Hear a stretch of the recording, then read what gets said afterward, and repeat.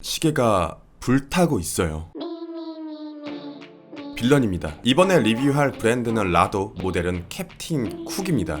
브랜드 라도와 모델 캡틴 쿡에 대한 전반적인 정리를 담은 영상이므로 평소 이 브랜드의 아이코닉 워치에 관심이 있으셨던 분이라면 이미 아시는 내용이 많을 겁니다. 어떤 분야보다도 보수적인 곳이지만 예전과는 다르게 몇 년만 트렌드를 잘못 읽어도 브랜드의 가치가 크게 변하는 시대가 왔습니다. 과거 큰 인기를 갖고 있었던 훌륭한 브랜드조차 브랜드 및 그룹 수장의 판단 미스와 시대를 읽는 능력의 부재로 인해 망하거나 망하기 직전에 다다른 브랜드도 있습니다. 어떤 시계가 출시되려면 최소 6개월에서 1년의 시간이 소요된다는 현실로 미루어 볼 때 현재 우리가 보고 있는 다양한 브랜드의 여러 시계들은 각 브랜드의 미래 예측의 결과물이라고 볼 수 있을 것 같아요. 그리고 지금까지 살아남았다는 것은 곧 시계 브랜드로서의 경쟁력을 갖추고 있다는 뜻과 동일하다고 생각합니다. 그렇다면 라도는 어떤 내력을 가진 브랜드인가요? 롤렉스, 오데마피게, 파텍필립 같이 누군가의 눈치를 볼 필요가 없는 데다 자기만의 확고한 영역을 가지고 있는 몇 개의 독립 브랜드를 제외하고 그룹에 소속되어 있는 대부분의 시계 브랜드는 각 브랜드의 위계서열, 지켜야 할 선이 되게 뚜렷한 편입니다. 간혹 이 선을 넘는 시계들이 나오곤 하는데 그럴 경우에 애호가분들의 많은 관심과 사랑을 받게 되는 것 같아요. 그 선이라는 게 시계의 전체적인 퀄리티나 유격 같은 만듦새의 오밀조밀함, 마감 방식, 사이즈일 수도 있고 혹은 소재일 수도 있어요. 그리고 이 균형이 유지되어야 하는 근본적인 이유는 브랜드가 다르다 할지라도 시계의 종류는 그렇게 다양하지 않고 같은 범주 내에서 경쟁해야 하는 하위 호환 혹은 상위 호환의 관계를 형성하고 있기 때문이라고 생각합니다. 그런데 개인적인 의견으로 라도라는 워치메이커는 현대 시계 씬에서 조금은 이질적인 시계 브랜드라 생각해요.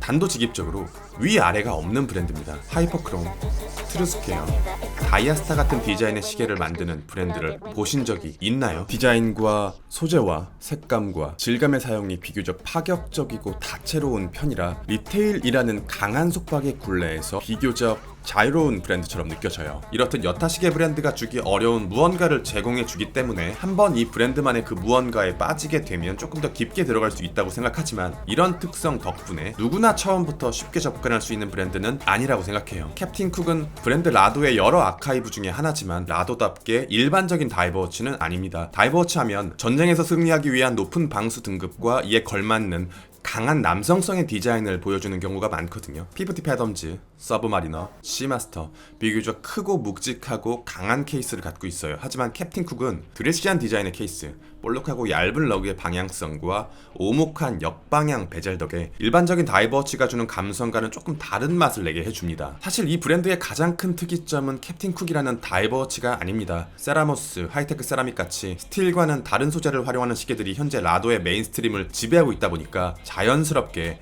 세라믹이라는 특수한 소재가 다이버워치인 캡틴 쿡에도 묻어날 수 있게 되었습니다. 세라믹 같은 마이너한 소재의 활용은 예전부터 그 소재를 활용해왔던 특정 모델에 한정적으로 사용되었었는데 리차드 밀, 위블로, 오메가, IWC 같은 럭셔리 브랜드들마저 다양한 소재를 시계에 적극적으로 수용하기 시작하면서 강철과 황금 이 두 가지 소재만을 집중적으로 파고 들어왔던 기성의 규칙이 조금씩 깨지고 있습니다. 결국 시간 문제라고 보고 시계 애호가 분들이 이 낯선 소재에 천천히 익숙해지기만을 기다린다면 다른 메스티지 브랜드나 마이크로 브랜드에서도 다양한 소재의 활용을 볼 수 있는 날이 곧 올 거라고 생각합니다. 하지만 세라믹 소재의 특성은 강철과는 크게 다르고 그것에 따른 장점과 단점이 명확하게 드러납니다. 이 소재의 특성에 대해서는 시계를 보면서 하나하나 말씀드릴게요. 먼저 여러 종류의 캡틴 쿡을 보여드리겠습니다. 가장 기본적인 스틸, 플라즈마 하이테크 세라믹, 블랙 하이테크 세라믹, 올리브 하이테크 세라믹, 불타는 하이테크 세라믹.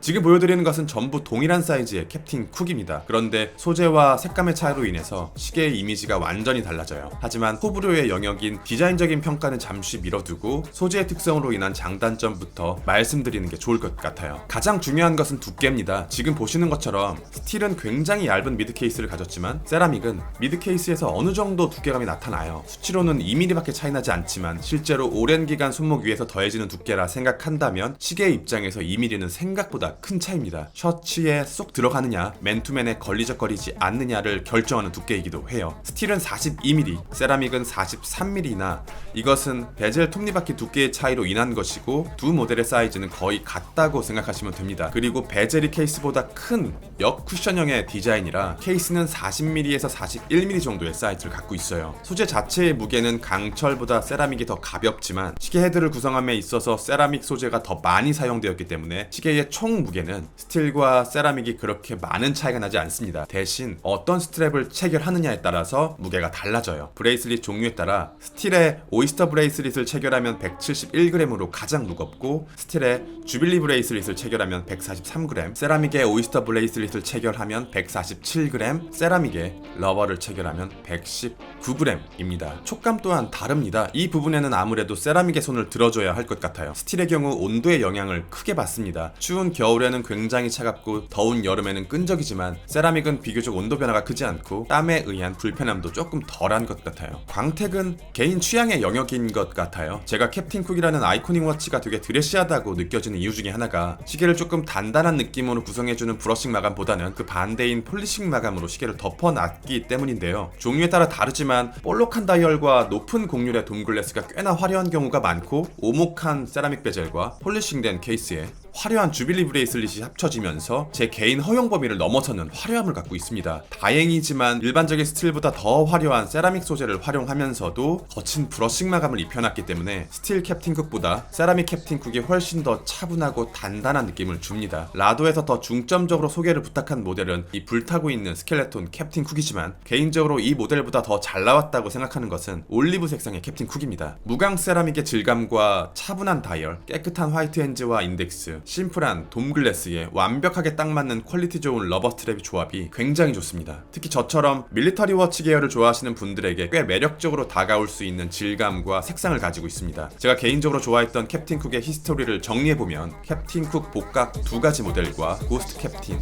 오버폴, 그리고 이 올리브 캡틴 쿡까지가 개인적인 취향을 저격한다라고 말씀드리고 싶습니다. 착용감은 스틸과 세라믹 둘 다 좋은 편입니다만 저는 세라믹의 손을 들어주고 싶어요. 보시는 것처럼 무게는 비슷하고 두께는 세라믹이 더 두껍습니다. 하지만 실제로 손목에 올라가 보면 반대로 세라믹이 조금 더 편한 느낌이에요. 스틸은 미드 케이스를 되게 얇게 뽑아내는 대신에 케이스백의 두께를 어느 정도 남겨놨습니다. 하지만 세라믹은 미드 케이스의 두께를 두껍게 잡는 대신에 케이스백을 미드 케이스 안쪽으로 거진 다 집어넣었어요. 이것이 2mm의 두께 차이보다도 착용감에 더 큰 영향을 미치는 것 같아요. 스틸의 경우 케이스와 러그 아래 공간이 살짝 뜨는데 반해 세라믹은 이 공간을 타이트하게 잡았습니다. 무브먼트는 소재가 아닌 다이얼에 따라 달라집니다. 모든 시계의 무브먼트는 에타 2824-1을 기반으로 만들어진 파워매틱 80이 들어가요. 스켈레톤 다이얼의 경우 데이트가 빠지고 조금 더 기하학적인 데코가 들어간 R808 무브먼트가 사용되는데 80시간의 파워 리저브, 니바크로니어 스프링 3가지가 아닌 5가지 포지션에서 테스트를 통과했고 가벼운 스킨 다이빙이 아닌 프로페셔널 다이버를 위한 30바, 300m의 방수 스펙을 갖추고 있습니다. 로터로 가려진 케이스백 쪽의 무브먼트보다는 정면의 무브먼트가 훨씬 더 매력적으로 느껴지는데 스켈레톤 캡틴 쿡, 이 두 가지 모델에 대한 개인적인 소감을 말씀드리자면 블랙 스켈레톤 캡틴 쿡은 시계 브랜드가 자체적으로 만들어낸 것 같고 불타는 스켈레톤 캡틴 쿡은 외부의 디자이너가 만들어낸 것 같은 느낌을 줘요. 전자는 드물지만 그렇게 낯설지 않은 조합이라면 후자는 하나의 컨셉을 잡고 모든 부품들이 전부 그 컨셉을 위해서 맞춰진 것 같아요. 마치 기성복이 아닌 맞춤 정장처럼 R808 무브먼트의 내부 부품들의 색감조차 이 모델을 위해서 만들어진 것 같은 느낌이 드는 꽤 높은 완성도가 보여지는 모델입니다. 뭔가 다른데 뭐가 다른지 구체적으로 설명드리기가 어려워요. 잠깐 비교를 해서 보여드릴까요? 이게 일반적인 캡틴 쿡,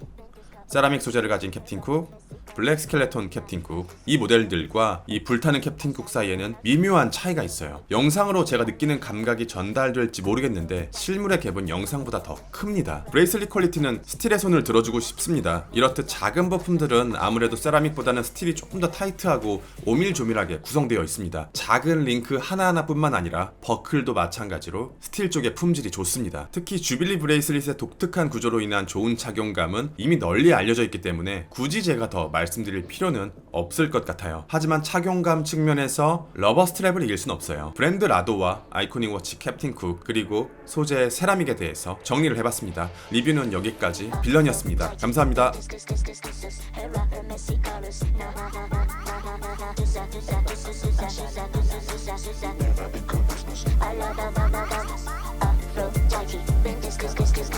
Her messy colors,